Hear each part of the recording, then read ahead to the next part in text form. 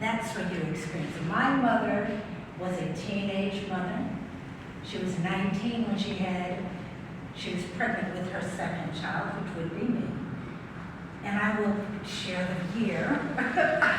So she had my brother in 1950. She had me in 1952. So in 1952, a young African-American woman in a community, not married, graduated from high school at 16, was in college at Tennessee State University as a pre-med student. And she falls in love with this wonderful human being that is my dad. So, but he wasn't able to marry her because of choices that he had made. And so he wasn't able to marry my mom. And so my mother finds this out when she's pregnant with me.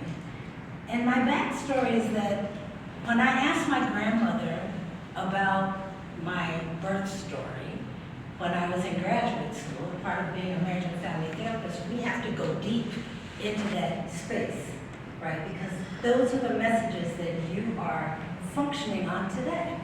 So when she told me, she says, well, you know, your mother was pregnant, and she found out she was pregnant, and she went into a deep depression.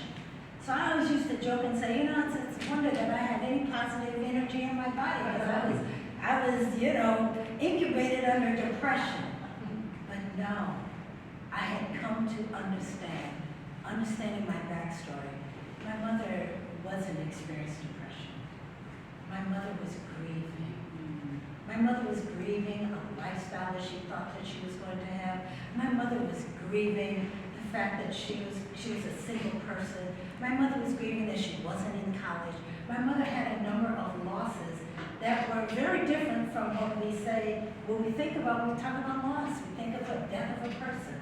My mother had death of her dream. And she was grieving. And so the first session that we talk about in Zola is we bring people together and they share part of their story. My mother was surrounded by her elders. My mother was surrounded by five generations of women that were healers. Her great-grandmother was a native woman. She was a medicine woman. She was a healer.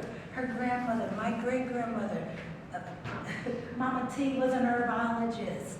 My grandmother, her mother, was a master beautician, and she believed that if she could improve a woman's health and her mental health by just how she fixed her hair, she would do people's hair for free, and she had other talents. And my mother